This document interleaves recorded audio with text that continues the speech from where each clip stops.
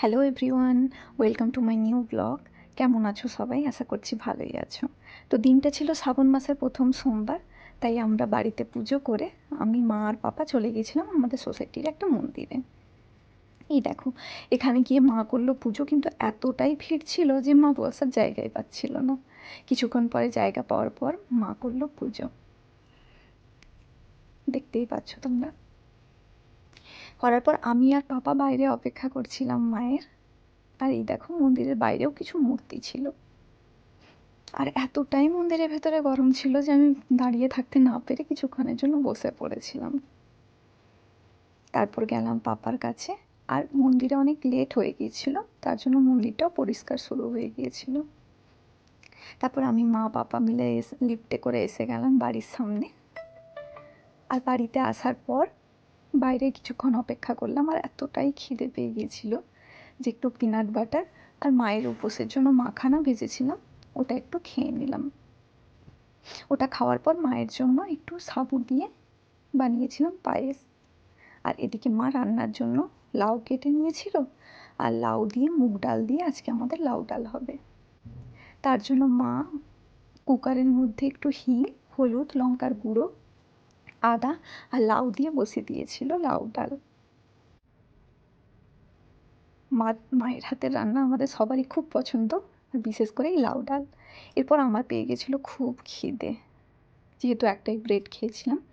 তো খাওয়ার মধ্যে ছিল ওটস, যেটা আমার খেতে একদমই ভালো লাগে না। তার জন্য আমি মিক্সির মধ্যে কিছুটা ওটস, কলা, ড্রাই ফ্রুটস, খেজুর এইসব দিয়ে ওটাকে মিক্সিতে একদম ব্লেন্ড করে নিয়েছিলাম। তারপরেও ভালো লাগছিল না, কিন্তু কিছু করার ছিল না, তাই ওটাই বসে বসে খেয়ে নিলাম।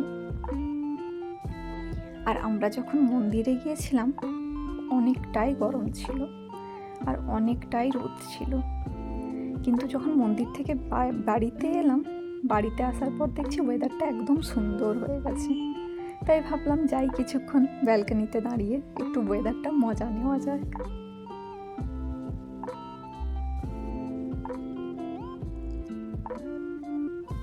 কিছুক্ষণ ওয়েদারটা উপভোগ করার পর বাড়িতে এলাম, কারণ বর জিম থেকে আসার টাইম হয়ে গিয়েছিল। আর তার জন্যই আমি আগে থেকে একটু মুগ, ছোলা এইসব ভিজিয়ে রেখেছিলাম, শুধু ওর জন্য না, আমরা সবাই মিলে খাওয়ার জন্য। আর তারপরে পেয়ে গেছিলো দুপুরে খিদে। তো তার জন্য আমি কি করেছিলাম, একটু ক্যাপসিকাম কেটে নিয়েছিলাম। এগুলো ভেজানোর পর ক্যাপসিকাম কেটে একটু তেলের মধ্যে হালকা জিরে দিয়ে, হিং দিয়ে, সয়াবিন সেদ্ধ করে তার সাথে ক্যাপসিকাম দিয়ে, চিলি ফ্লেক্স আর অরিগেনো দিয়ে একটু নেড়ে নিয়েছিলাম। আর মা তো আমাদের জন্য আগে থেকেই ভাত, আলু সেদ্ধ আর লাউ দিয়ে ডাল আর লাউয়ের খোসা ভাজা ভেজে রেখেছিল। চলো এটা দিয়ে দুপুরে খাওয়াটা সেরে নিই।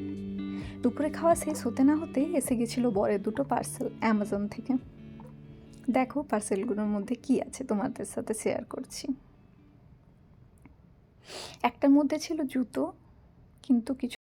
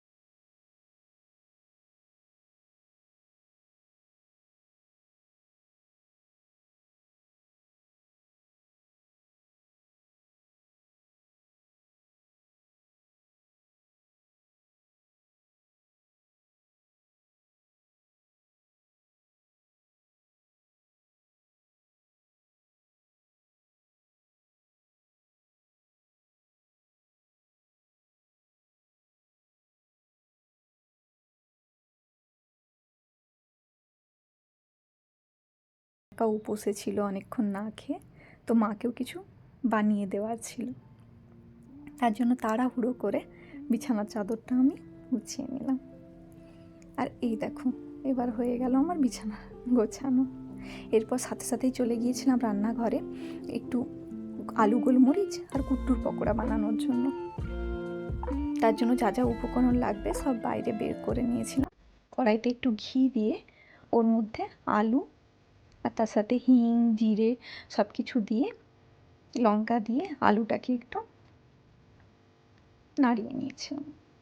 তার ওপর দিয়ে একটু গোলমরিচ দিয়ে হয়ে গিয়েছিল আলু গোলমরিচ, আর শুধু কুট্টুর পকোড়াগুলো ভাজা বাকি ছিল, তো সেটাও আমি তৈরি করে নিয়েছিলাম। তৈরি করার পর ভেজে নিই চলো। এই দেখো ভাজার পর এটা কেমন দেখতে লাগছিল। তো তোমরা কারা কারা খেয়েছো কুট্টুর পকোড়া আমাকে কমেন্ট করে অবশ্যই জানিও, আর ভিডিওটা ভালো লাগলে লাইক সাবস্ক্রাইব অবশ্যই করে দিও। পরে দেখা হবে।